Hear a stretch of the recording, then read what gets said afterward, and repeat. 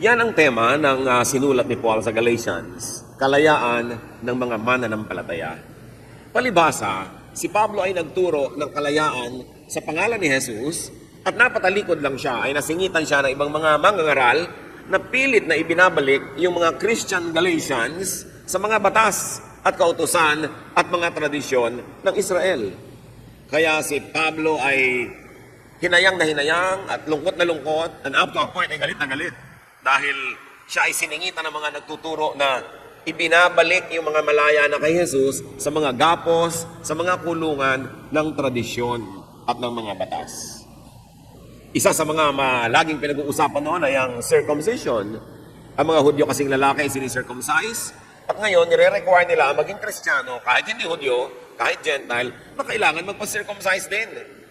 Kailangan maging Jewish ka muna bago ka maging tunay na Kristiyano. At hindi ito ang turo ni Paul at ikinakagalit niya ang pagkalat ng katuruan na ito sa church sa Galatia.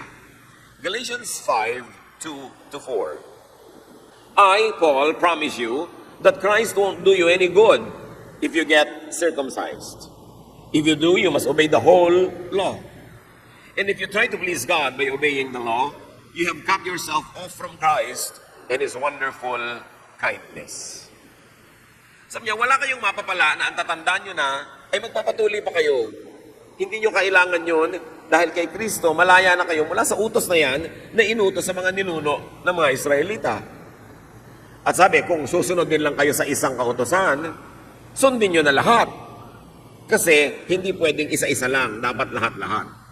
At kung sisikapin ninyo na mapagwagian ang pabor ng Diyos sa pamamagitan ng pagsunod sa kautosan, binabaliwala nyo ang ginawa ni Jesus, pinuputol nyo ang relasyon nyo kay Jesus, dahil si Jesus ang koneksyon nyo sa Ama, hindi ang pagsunod sa mga batas. Pag umasa kayo sa pagsunod sa mga kautosan, kailangang putulin nyo ang relasyon nyo kay Jesus at doon na lang kayo umasa sa batas or sa law. Malinaw ang sinabi ni Pablo, obey one and you must obey all. At napakalinaw dito sa sinabi niya na ang paniniwala at pagsunod sa mga kautosan bilang daan tungo sa Ama at sa kaligtasan ay siyang pinakamalaking kontra sa gawain ni Kristo. Kasi ang gawain ni Kristo ay iturong manalig sa Kanya at sa pamamagitan ng ginawa niya sa krus, ang lahat ng kasalanan ay nababayaran at tayo nakakapasok sa presensya ng Ama. Pero ang kautusan ng lahing mga Hudyo, ang daan patungo sa Ama ay purity, cleanliness, done by obedience and complete submission to the law. Magkaibang daan yun. Merong napakatarik at napakataas na bangin na kailangan mong akyatin by works through the law. At biglang merong escalator or elevator na patungo sa Diyos ang masalangit through Jesus by faith. Dalawang magkaibang paglapit sa Diyos. At sinabi ni Paul, pag umasa kayo sa gawa, umasa kayo sa law, umasa kayo sa righteousness which is achieved by people, binabaliwala nyo ang ginawa ni Jesus para sa inyo, tinatanggihan ninyo ang libreng inaalok niyang kaligtasan at pilit nyong sinisikap to earn it for yourself, then you cut yourself from Jesus. And you are hopeless because if you obey one, you must obey all. And sadly, you cannot obey all. Of course, the law means the 10 Commandments and the 613 other laws called mitzvots na kailangang i-observe ng mga relihiyosong Israelita. Sabi sa James 2:10, if you obey every law except one, you are still guilty of breaking them all. Kung ipinagmamalaki mo na 99% ng law ay nasusunod mo, pero 1% hindi mo nasunod, naku, baliwala, nasayang ang pagod mo, ang tingin pa rin sa'yo, sinful. Baliwala, guilty ka pa rin of breaking all. Kasi ang pagsunod sa law, everything or nothing. Perfect or nothing. People under the law inevitably become lawbreakers and sinners. Why? Because they could not obey the whole law all the time. And the law required perfect obedience. Sabi sa Romans 3:23 tuloy ni Paul, all have sinned and fall short of the glory of God. Sino yung all? All people who are under the law. The Jews. Everyone who is under the law that cannot obey the law 100%, guilty of not obeying only one, becomes guilty of disobeying all. Sabi, all have sinned and fall short of the glory of God. Meanwhile, linawin natin that the law was for the Jews. Ang kautusan ay para sa mga Hudyo. Legally, technically, in the view of the Lord, the law, only the Jews were sinful because only they were given the law. Sa kanila lang ipinagbawal yung mga bawal, therefore, sila lang ang pwede ngayong magkasala pag hindi nila nasunod ang lahat ng bawal. Exodus 20, verses 1 and so on. And God spoke all these words. I am the Lord your God, who brought you out of Egypt, out of the land of slavery. You shall have no other gods before me. So they were given the first commandment, and the second, and so on. Pero sino ang kausap dito nung ibinigay ang utos? Ang bayang Israel. Sino ba ang pinalaya mula sa pagkakaalipin sa Ehipto? Ang Israel. Kaya sabi ng Diyos, ako yung Diyos, huwag kayong magkamaling may iba. Ako yung nagpalaya sa inyo mula sa Ehipto. At dahil dyan, ang obligasyon nyo sa akin na siyang nagpalaya sa inyo, wala kayong magiging ibang Diyos, ako lamang. At heto ang mga utos ko sa inyo. So ang inutusan, ang binigyan ng law, ay yung mga pinalaya mula sa Egypt. Anong lahi yon? The Israelites. The law was given to the Jewish people, not to the entire world. Sila ang katipan sa lumang tipan. Sila ang kausap sa lumang usapan. Kaya ang sabi sa Exodus 34, 10 to 11, then the Lord said, I am making a covenant with you. Obey what I command you today. Bakit natin idinidiin yung you? Kasi marami naman mga hindi Israelita nakikilahok sa usapan. Hindi naman silang inutusan. Ngayon, pinipilit nila ang sarili nila magpailalim sa mga utos na yon na hindi naman nasunod ng mga Israelite at syempre hindi rin lalo masusunod ng mga non-Israelites. Kaya dapat malinaw, sino ba ang binigyan ng mga utos na yan? Tayo ba o sila? The transaction was between God and the Jewish people. The transaction did not involve non-Jews. It was the Jews who were the covenant people. Their holiness, purity, and connection to God was through the law. Through the old covenant, through legality, through works. Linawin, ang transaksyon, ang kontrata, ang covenant was between God and the people of Israel. Ako ang magpapalaya sa inyo. Ano ngayon ang obligasyon nyo? Ako lang ang magiging Diyos nyo at susundin nyo ang lahat ng utos ko kasi kayo ay magiging unique na tao. Kasi kayo lang ang pinalaya ko mula sa slavery. Hindi sinabing sila lang ang mahal ng Diyos, sila lang ang makakakilala sa Diyos, pero unique sila because of this transaction. Unique sila dahil nagkaroon ng usapan. I do this for you. I set you free from Egypt. You do this for me. You obey these laws. You separate yourself from the rest of the world. Not because you are the only ones who are the children of God. Not because you are the only ones who will be favored by God. But because you were the only ones who were set free from slavery.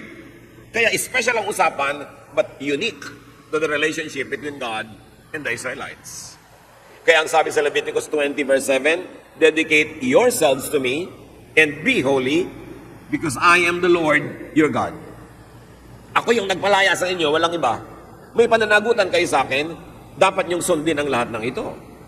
Meanwhile, the Jews were unable to make the law really work. They were unable to really obey the law. The Jews were unable to become holy because of the law.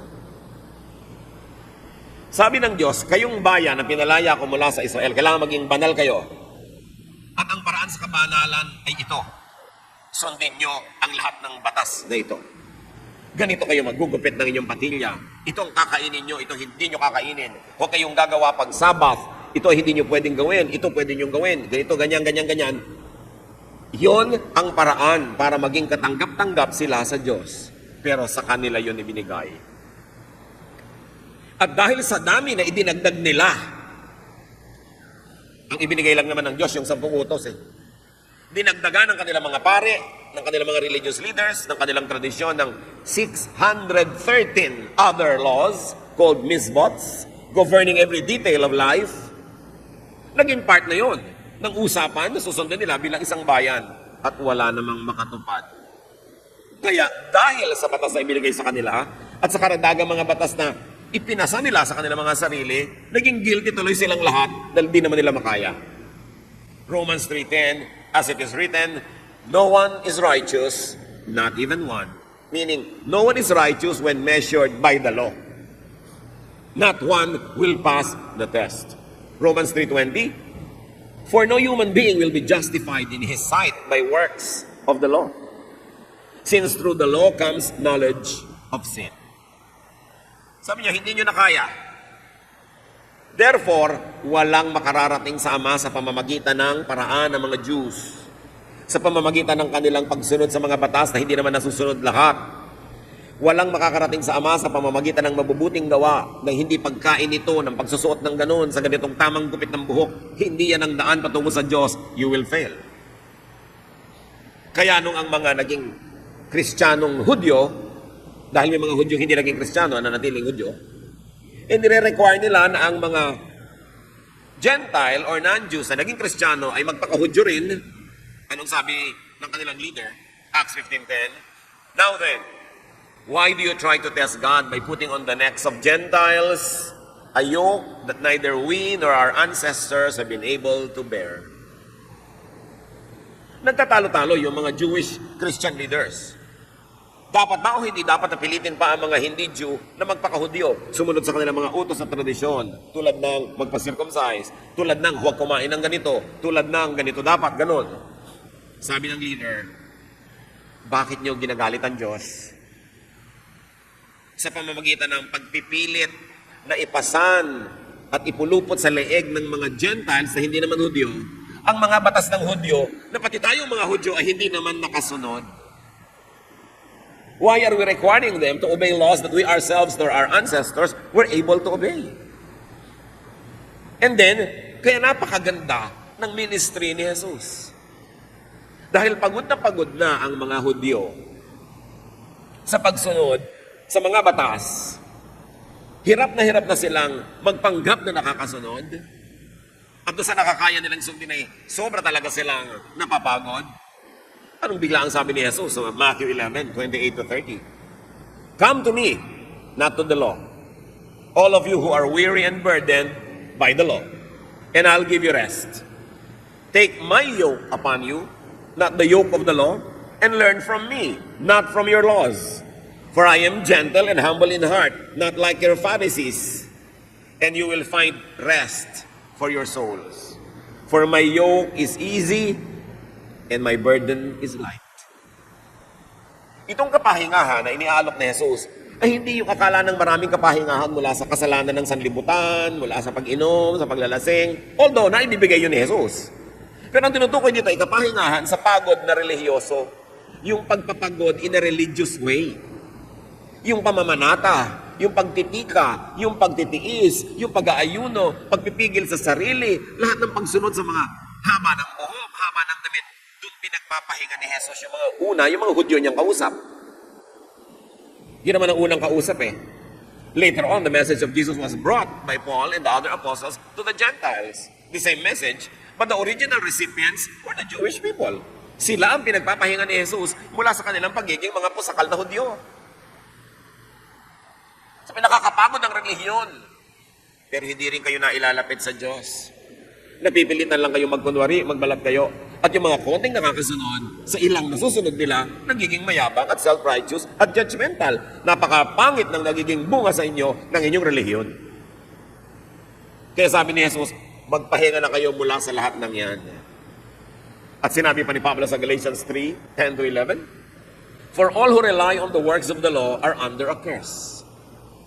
As it is written, cursed is everyone who does not continue to do everything written in the book of the law. Clearly, no one who relies on the law is justified before God, because the righteous will live by faith. Sabi ni Pablo, lahat kayo na umaasa na makakarating sa Diyos, katutuwaan ng Diyos dahil sa pagsunod niyo sa mga batas ng Israel, ay kayo ay kumukuha lang ng sumpa. Sinusumpa ang sino man, no? Na hindi perfectly makakasunod sa law. So ba't kayo doon susunod? Sabi niya, napakalinaw, walang sino mang umaasa sa law ang magiging katanggap-tanggap sa Diyos. Dahil ang tunay na tatawaging righteous o banal ay yung naniniwala kay Jesus They will live by faith in Jesus, not by relying on their works in obeying the law. Kaya sa lahat ng gulo at hirap na ito ng Israel, enter Jesus. Pumasok sa bigla. The Jews who believe in Jesus are, by grace, freed from the law. They are freed from the covenant which they could not keep. Dapat nagpasalamat ang buong Israel nang dumating si Jesus. Dahil yung pagkakatali nila sa law ay nalagot. Ang pagpapakahirap nila sa pagsunod sa law para tanggapin ng Diyos ay pinadali. Sapagat ngayon kung mananalig sila kay Jesus, ang kamatayan ni Jesus ay sapat ng bayad sa kanilang lahat ng kakulangan sa pagsunod sa mga batas. In Jesus, all the commandments were fulfilled. Hindi dahil iginiit niya sa mga taong sundin yun, kundi siya na ang sumunod para sa lahat at namatay siya para bayaran ng pagkukulang ng lahat. Kaya ngayon, para ka nalang maligtas, hindi mo na aakyatin yung matarik na bangin ng works through the law, but sasakay ka sa elevator by faith in Jesus. Kaya sinabi, pag tinanggihan mo pa itong elevator na ito, at iginiit mong akyatin yung bundok na yan na mag-isa, para kang kumuha ng sumpa sa sarili mo. Kasi hindi mo magagawa. Wala namang nakagawa. Kaya nga ipinadala na si Jesus. Jesus fulfilled the law, paid the price, and satisfied the old covenant. Yung lahat ng utang ng mga Israelites sa Diyos Ama, binayaran ni Jesus. Kaya bayad. Kaya pwede sila ngayong makarating sa Ama sa pamamagitan ni Jesus. Sabi ng 1 Peter 2:24, He Himself bore our sins in His body on the tree or the cross, so that we might die to sins and live for righteousness. By His wounds, you have been healed. Sa bayad ni Jesus, malaya ka na. Hebrews 10:14, For by one sacrifice, He has made perfect forever those who are being made holy. Minsan lang na namatay si Jesus, isang bayad, sapat para sa kasalanan ng lahat noon, ngayon, at mga darating pang saling lahi. Dahil kay Jesus, salvation by grace is God's gift. Salvation by works is your accomplishment, and it is clear that nobody could accomplish it. Ephesians 2:8, For it is by grace you have been saved, through faith, and this is not from yourselves, it is the gift of God. Kaya nakakapagtaka na sa kabila ng linaw ng mga turo na ito, may naggigiit pa na kahit Kristiyano ka na, pag nagkasala ka na naman, nagkahinulang ka, balik ka na naman sa impyerno. By one sacrifice, He has perfected forever everyone who believes. Paano ka mapapahinga kung sa takot mo nagkasala ka bukas, impyerno ka na naman? Hindi totoo may pahinga. Kaya ka napapahinga kasi umaasa ka hindi sa sarili mong performance, kundi sa perfect sacrifice of Jesus. Siyempre, kung tunay kang pinaghaharian ng Espiritu ng Diyos, hindi mo naman gagamitin yung na lisensya na magpakasala-sala at magkamali-mali dahil secure ka na. Dahil ang Espiritu ng Diyos sa iyo ang mag-uudyok sa iyo lalo pang magpakabuti at magpakatino at magpakabait. Kaya sabi sa John 1:12, Yet to all who received Him, to those who believed in His name, He gave the right to become, church read, children of God. Tandaan nyo yan, napakahalaga ng mga salitang yan. Dahil kay Jesus, yung kaligtasan na pinipilit makamit ng mga Hudyo sa pamamagitan ng pagsunod sa mga batas, ibinigay ng libre, hindi lang sa mga Hudyo, kundi pati sa mga hindi Hudyong mananalig din kay Jesus. Nabuksan ang malaking pinto para sa lahat. Hindi na sila lang ang kausap ngayon. Ang kaligtasan para sa mga Hudyong hindi kayang iligtas ang sarili nila sa batas, at kaligtasan para sa mga hindi Hudyong hindi naman under the batas kasi hindi sila kasali sa usapan, pero ganun pa man, may pananagutan sila sa Diyos sa ibang paraan. Lahat din ang kanilang mga pagkukulang, ano man ang requirement sa kanila ng Diyos para sila makabalik sa Diyos, apart from yung mga ni-require sa Israel, lahat din yon bayad ni Jesus. Yet to all who received Him, to those who believed in His name, hindi sinabing to those who work hard to obey the law. He gave the right to become, church. Bakit ko pinapa-emphasize sa yung children of God? Because when Jesus rose from the dead, a new species, so-called, of humans was created. A new race, a new human race was created. And this is the family of God. Dapat laliman ng pag-unawa dyan. At babalikan natin yan. Pero ang mahalaga, Grace was given to the Jews and to everyone else, to all. Kaya yung jailer, yung bantay ng kulungan na hindi naman Jew, tinanong niya, "Sirs, what must I do to be saved?" At ang sagot sa kanya, "Believe in the Lord Jesus and you will be saved." So hindi na lang para sa mga Hudyo yun. Si Cornelius, isang Roman officer, pinuntahan ni Pedro sa utos ng Diyos. At sabi ni Pedro, ngayon ko lang na-realize na walang itinatangi ang Diyos. Jew or Gentile, mahal niya. At pinapunta niya ako kay Cornelius, isang Roman and therefore a non-Jewish person, para ito rin ay maligtas kay Jesus. Si Philip, the foremost evangelist after whom our country was named, si Philip, was used by God to preach to the Ethiopian eunuch. Una, hindi yun Jewish, Ethiopian nga, at eunuch pa considered unclean by the law of Israel. Pero siya din, welcome kay Jesus. The Syrophoenician woman who pleaded for her daughter, una, sinubukan siya ni Jesus, sabi, ako ay para lang sa mga Hudyo. Sabi, kahit naman kung mga aso ay kumakain ng mga tira-tirang nalalaglag sa mesa mula ng mga amo, kaya bigyan niyo ko kahit tira. At sabi ni Lord, kita niyo, walang ganyang pananalig kahit sa mga Israelita, ha? At ang pamilyang ito pinagpala ni Jesus. The man possessed by legions who lived in an area where there was a big piggery business, therefore hindi sila mga Hudyo, pinuntahan ni Jesus, pinalaya rin, minahal, piniligtas. Dahil kay Jesus, ang kaligtasan ay napunta sa lahat. Yung makitid na usapan ng Diyos at Israelites lamang, pinalapad, isinama ang lahat. At ngayon, hindi isinama under the law, kundi isinama under grace by faith in Jesus. Napakahalaga ng ministry ni Jesus. At bakit niya pwede kayang gawin yun? Kasi anak siya ng Diyos. Gustuhin ko mang mamatay para sa inyong lahat, I'm sure hindi ko kayo kayang iligtas. Baka sarili ko lang, kulang pa yung sacrifice ko sa sarili ko. Kayo pa ang mailigtas ko. Gusto niyo mang mamatay para sa amin, hindi kayo pwede maging Savior, kasi tao lang tayo na maraming kulang. Pero si Jesus, na anak ng Diyos, ang halaga ng kanyang buhay ay mas mahalaga sa buhay ng lahat naong nabuhay at namatay, nabubuhay ngayon, ipasisilang pa lang, kaya niya sagutin ng lahat. Kaya siya lang, by one single sacrifice, salvation becomes available to all. Salamat, not by works. Because the works never worked for the people of Israel. Salamat, it is by grace. To those who believed Him, who called upon His name, He gave the right to become children of God. No longer children of Satan, children of God. Are you one of us? Anak ba kayo ng Diyos? Hindi dahil banal tayo, ha? Yes, palakpakan niyo ang Diyos dyan. Naging anak tayo ng Diyos, hindi dahil tayo banal. Pero dahil anak na tayo ng Diyos, banal na tayo sa tingin ng langit. Kahit sa pang-araw-araw, nagkukulang-kulang tayo. Kaya nga may 1 John 1:9, we can confess and get restored. Kaya dahil doon, we can rest. Pero pag nananalig kayo, natatanggal ang salvation, pag nagkasala ka na naman, how can you rest? Nakakapagod yun, nakaka-stress yun. But the mere fact that Jesus said you can rest means you can rest. Jews who believed in Jesus were set free from the law. Kaya ang sabi ni Paul sa Galatians 5:1, it is for freedom that Christ has set us free. Not for bondage again. Pinalaya kayo para kayo maging malaya. Ba't ngayon kayo, naghahanap na naman ng tali? Ba't naghahanap na naman kayo ng kulungan? Para sa inyo at para sa kapwa nyo. Through Jesus, the Jews could bypass the law. Kaya galit sa kanya ang mga Jewish religious leaders, kaya siya ipinapatay, kasi sa kanila, blasphemy yun. Kalapastangan ng malaki na pwedeng hindi ka na sumunod sa batas.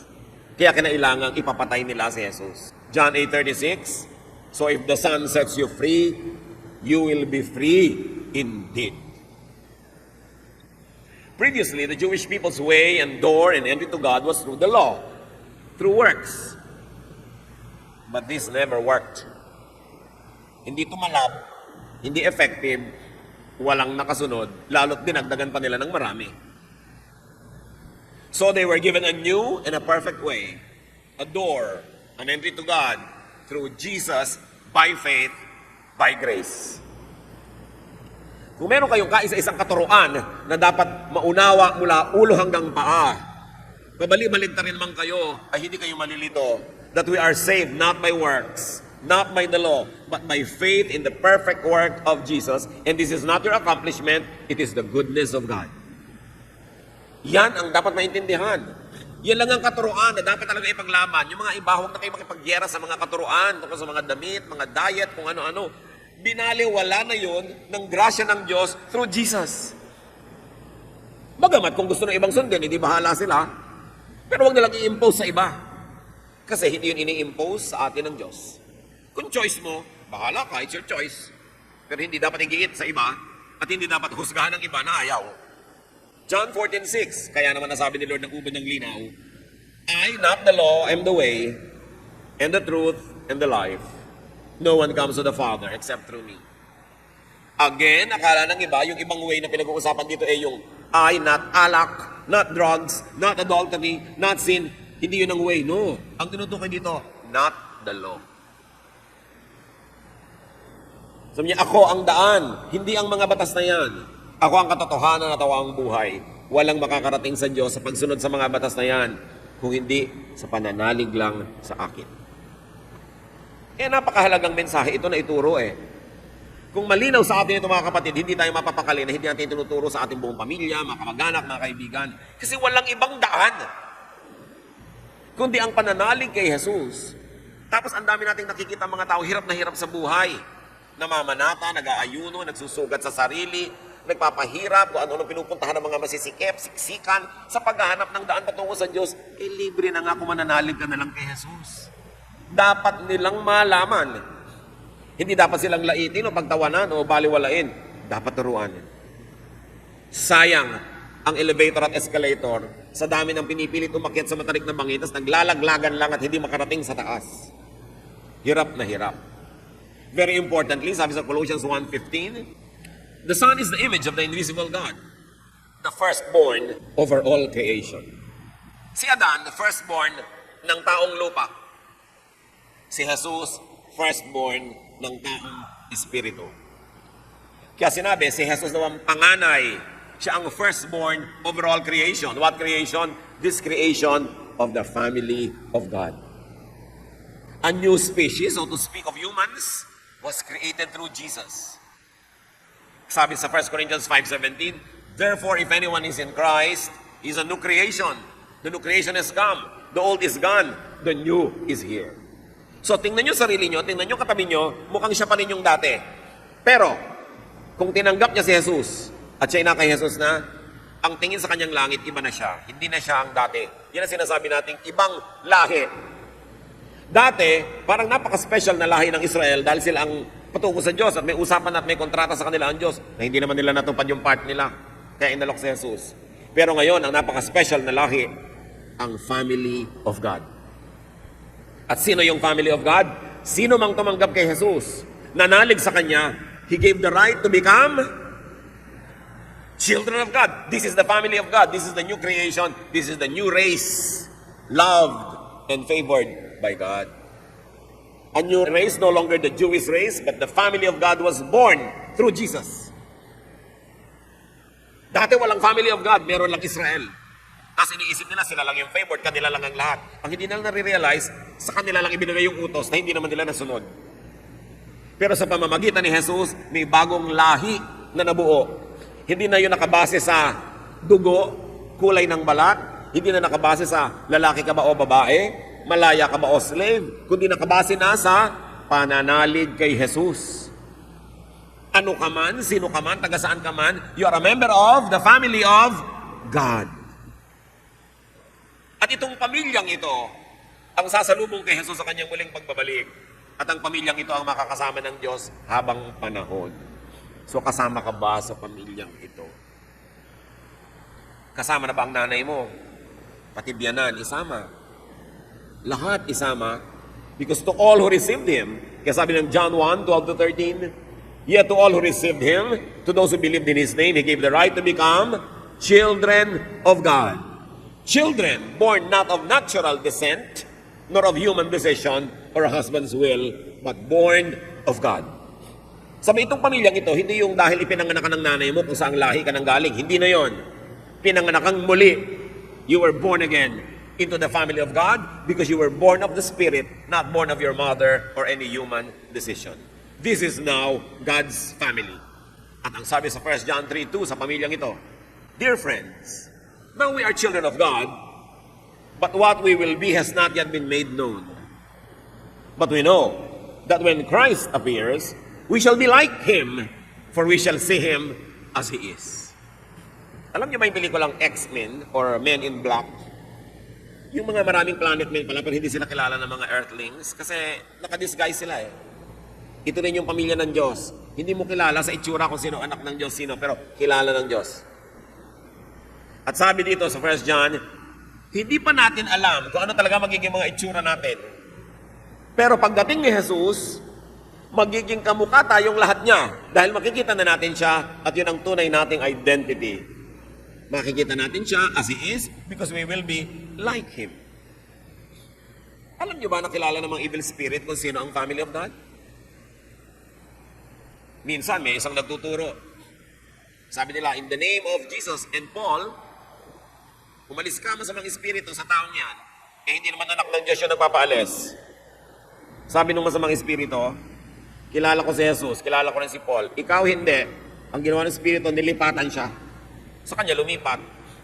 At hubo-tabo siyang nagtatakbo itong magkakapatid na ito na nagpapanggap na nagpapalaya sa mga espiritu dahil nabista sila. Yung mga tao, akala, anak din sila ng Diyos. Nagdadasal din sila, nagpapalaya sila ng espiritu. Pero kilala ng espiritu kung sino anak ng Diyos. Hindi pa natin kilala ngayon sa itsura kung sino ang mga kapatid sa Panginoon, pero alam yun ng Diyos. At sabi ng 1 John, pagbalik ni Jesus, magiging kawangis tayong lahat ng kanyang anyo. We are the family of God. Believers in Jesus, the family of God, is now a distinct group, though the distinction is not yet physically visible. Hindi na solo ng Israel ngayon ang pagiging anak ng Diyos. In fact, hindi nga na sila nasun yung usapan eh. Kaya kung hindi din sila kakapit kay Jesus, wala rin yun. Sila, o non-Israelites, babae o lalaki, taga-east or west, through Jesus, will become children of God. But when Christ appears, the distinction will be made clear and visible. Dapat idiin that the Gentiles never needed freedom from the law because they were not under it in the first place. They were not included in the race freed from the slavery in Egypt. The Gentiles are always free from the Jewish law. So bakit pa sila sasali sa Jewishness? Useless na. Yan ang argumento ni Paul. Sabi ni Paul, kayo mga dating Jew na naging Christian, ba't babalik pa kayo sa pagiging Jew? At kayo naman na hindi naging Jew kahit kailan. Gentile kayo na naging Christian na, lalo namang wala kayong dahilan para bumalik pa sa pagiging Jew for which you were never a part of. Sabi niya sa Romans 3:21-22, but now, apart from the law of righteousness of God has been made known, to which the law and the prophets testify. This righteousness is given through faith in Jesus Christ to all who believe. Kaya galit din ang mga Jews kay Paul eh. Tulad ng galit sila kay Jesus. Sabi kasi ni Pablo, may ibinigay na ang langit na daan patungo sa Diyos at hindi ito yung daan sa pamamagitan ng Jewish law. Ito yung daan sa pamamagitan ng pananalig kay Jesus. Kaya kahit saan magpunta si Paul, binubugbog siya. Tinutulak sa bangin. Ikinukulong. Sinasaktan ng mga Hudyo. Kasi ganun din ang ginawa nila kay Jesus. Ayaw nila na yung mga pari nila, yung mga katuruan nila ay mawala sa pagkokontrol sa mga tao. Gentiles only needed Jesus, not the law, to connect to God. Tapos ngayon, meron pang mga Kristiyano na ginagaya nila yung mga Hudyo na naman. Pati suot ng mga Hudyo, terminologies ng mga Hudyo, fiesta ng mga Hudyo, ginagaya nila samantalang para hindi naman isinulat yung Galatians. Andot kay linaw-linaw. Sabi sa Galatians 3:26-29, so in Christ Jesus, you are all children of God through faith. For all of you who were baptized into Christ have clothed yourself with Christ. There is neither Jew nor Gentile, neither slave nor free, nor is there male and female, if you are all one in Christ Jesus. If you belong to Christ, then you are Abraham's seed and heirs according to the promise. Ang lahat ng ipinangako kay Abraham, hindi pwedeng tanggapin ng mga Israelites kasi hindi sila naging masunurin. Ngayon ay ibibigay na sa mga hindi Israelites na mananalig kay Jesus. Yung nakalaang mga pamana na sana ay sa mga apo ni Abraham, ang ituturing na ngayong mga apo ni Abraham ay hindi na mga Hudyo lamang, kundi mga Hudyong naniwala kay Jesus at mga Gentiles na naniwala kay Jesus. There is no need for Gentiles to convert to Judaism. There is absolutely no need for Gentiles to imitate the Jews, to become children of God. Like the Jews who were set free by Jesus from the law and given only the law of love, Gentiles would also be governed by one law, the law of Jesus, which is the law of love. John 13:34 to 35. Ang linaw ng sabi ni Jesus. A new command. What kind of command? New. A new command. Ano ibig sabihin ng new? May bago na. Wala na yung luma. A new command I give you. Love one another as I have loved you. So you must love one another. By this, everyone will know that you are my disciples if you love one another. Dati, everyone will know that you are the people of Israel by what you eat, by what you don't eat, by what you do on the Sabbath, by the clothes you wear, etc., etc. Sabi, doon nakikilala ang mga lumalapit sa Diyos. Sabi ni Jesus, hindi na ganon. Ngayon, makikilala na ang mga tunay kong tagasunod kung sila'y maibigin sa pag-ibig nila sa kapwa at sa isa't isa. Makikilalang tama kang mananampalataya hindi dahil sa version ng Bible na binabasa mo. Hindi dahil sa iyong fashion or what you wear. Hindi dahil sa iyong diet.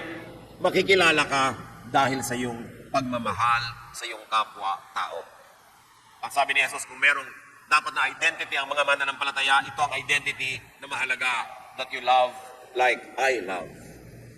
So the Jews who had become Christians would be foolish to submit themselves again to the law from which the original recipients had already been set free. Kaya ang sabi ni Paul sa kanila sa Galatians 3:1, you foolish Galatians, who has bewitched you? Sabi, kayo na mga Galatians, nagpapakahangal kayo. Sino ang nangkulam sa inyo? At matapos ko kayong turuan ng salvation by faith, ngayon may nagturo, sumingit habang nakatalikod ako, that you should be Jewish, that you should be saved by works, at nanalig naman kayo, malaya na kayo, babalik kayo sa tali. Sabi niya, you are foolish, you Galatians. Who has bewitched you? Galatians 5:1 and 4. It is for freedom that Christ has set us free. Stand firm then, and do not let yourself be burdened again by a yoke of slavery. You who are trying to be justified by the law have been alienated from Christ. You have fallen away from grace. May mga nagtatanong lagi, ano po ba yung mga kasalanan na walang kapatawaran? Ano ba yung mga paano how to fall from grace? Ito, sinabi ni Paul ang isang paraan. Pag binaliwala mo ang kaligtasang libre sa pamamagitan ng pananalig kay Jesus at iginiit mo na naman ang pagsunod sa mga kautusan ng Israel, you fall from grace. Nawawala yung pabor sa iyo ng Diyos. Sige, maghirap ka, magdusa ka, earn your salvation. Ganun ang mapapala mo. And you can never earn it. The Christian is free to do anything that Jesus does not prohibit. Bakit natin ito itinatanong? Kunwari, kasi ang maraming Christian, free in Jesus. Saved by faith, not by works. But in actual practice, in many churches, sa oras na tanggapin mo si Jesus, ligtas ka na, ibabalik nila sa iyo ang lahat ng laws at dadagdagan pa ng iba. Kaya eto ka na naman, katulad ka na naman ng dating Israelite, nakatali, nakakulong sa isang katermang laws. Dumadami pa tulad ng bawal magkulay ng buhok. Parang wala naman yata yan sa sinabi sa mga verses. Bawal maghikaw ang lalaki. Bawal maghikaw sa pusod. Huwag mag-anak sa binyag. Huwag pumunta sa namatay mong lola na merong misa dahil hindi ka member ng church na yon. Ang daming batas. Kahit nangingisay na mga kamag-anak ko sa probinsya, huwag kang a-absent sa Sunday school. Really? Siyempre, hindi ka dapat absent talaga sa mga trabaho ng church, lalo kung ikaw yung servant. Pero may mga excusable event naman. Dahil tayo na may malaya, hindi nga tayo tali. Nagpapakabuti ka, nagiging faithful ka dahil you choose to do so, not because you are compelled. Dahil malaya tayo kay Jesus. Ang natira na lang ng isang utos ay ano? Ano? Love. Ano yun? The Christian is free to do anything that does not contradict Jesus' only law, love.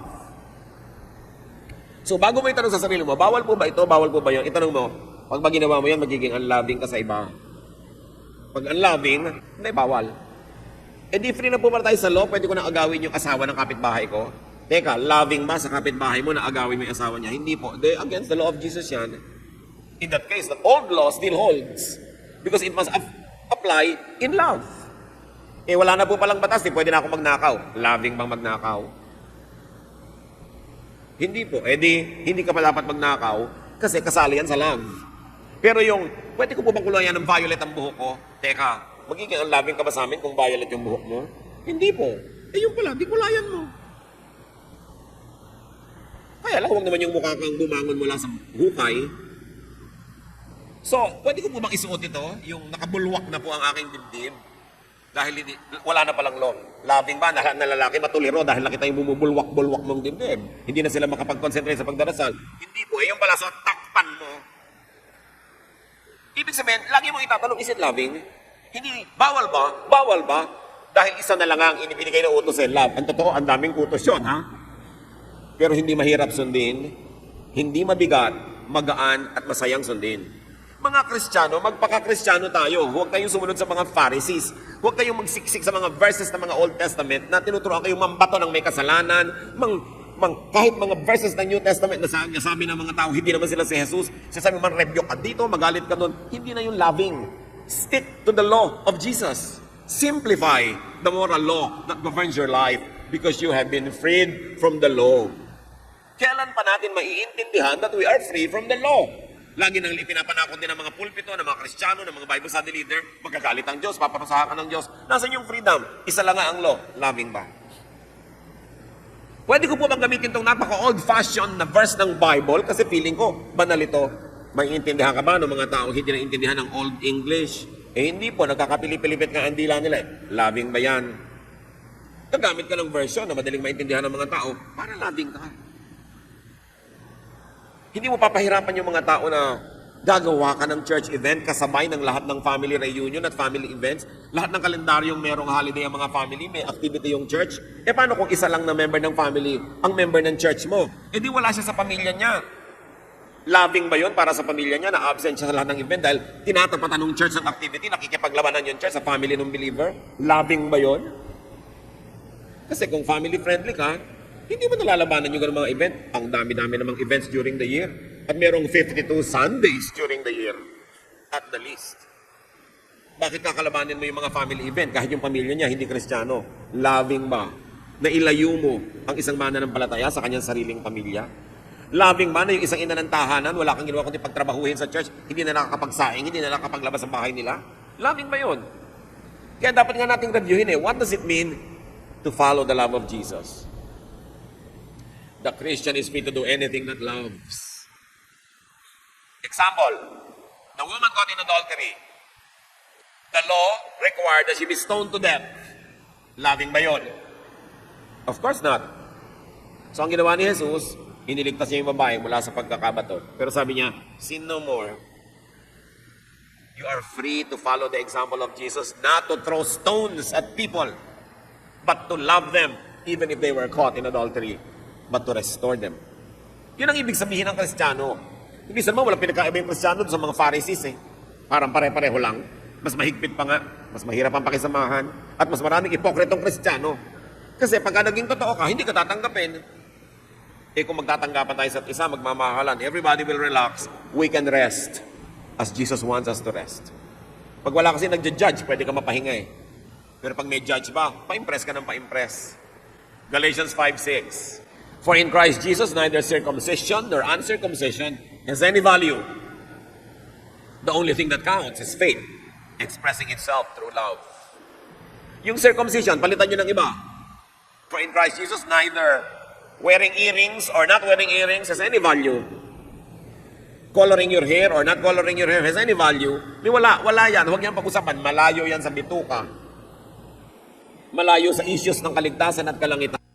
Why become majors of minors? Pinapalaki yung maliit. Kaya sabi ni Jesus, kayo mga Pharisees, hindi ninyo malulun ang kaprasong kulisap, pero buong kamelyo nalululun nyo. Maliit na bagay, hindi nyo mapalampas. Pero malalaking mga kasalanan, pride, arrogance, judgmentalism, nagagawa nyo. So yeah, you hypocrites. There is freedom because of Jesus. Hindi license to do anything you want. Kasi lagi mo itatanong, loving ba? Member ka na isang Bible study group, labing pang laging umabsent nang wala namang emergency?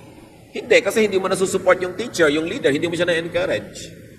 Loving man na may Bible study, text ka ng text? No, it is rude. Kaya napakaganda ng word na love eh. Dahil yun ang magpapabago sa ating asal. Ano yung freedom kay Christ? Freedom from what? Freedom from the Jewish law, from Jewishness, from legalism, from works for salvation, from oppression by the law, from legalistic, formal, and Pharisaic religiosity. It is freedom from church bullies na nangihimasok sa buhay mo na parang sila ang Diyos. Freedom in Jesus is freedom for what? For rest and peace. Matthew 11:28-30, masarap ulit-ulitin. Come to me, all of you who are weary and burdened, and I will give you rest. Take my yoke upon you and learn from me, for I am gentle and humble in heart, and you will find rest for your souls. For my yoke is easy, and my burden is light. Nawa ito ang maranasan natin sa Panginoon. Ito ang iparanas natin sa ating kapwa, na sila may mapahinga, magaan ang dala, at lahat tayo nagmamahalan, at tiyakin ninyo that you are a member of the family of God. Because it is the family that will stand forever. It is not yet physically visible who the members are, but heaven knows, and even evil spirits know. And when Jesus comes, we will all know as well. Believe in Jesus. Call upon Him. Receive His love. And love yourself and love others. This is rest. This is high spirituality. Salamat, Panginoon. Salamat po sa kapahingahan. Salamat na hindi namin kailangang pahirapan ang sarili namin na abutin ang hindi naman kayang abutin talaga. Kundi pinababa nyo, ginawa nyong libre para maabot, bagamat hindi mumurahin. Salvation is free but not cheap because your Son Jesus paid for it. Turuan nyo kami, Lord, na hindi abusuhin ang kapahingahan na ito, ang kalayaang ito, kundi dahil sa paggalang namin sa inyo at kay Jesus, lalo kaming maging mapagbantay sa sarili, maibigin, mapagmahal, at kami mapahinga.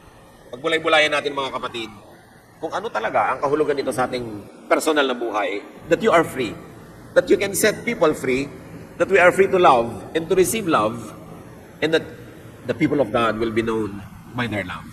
Dear Lord, as your people are silent before you, give us wisdom to make very personal applications in our own personal lives.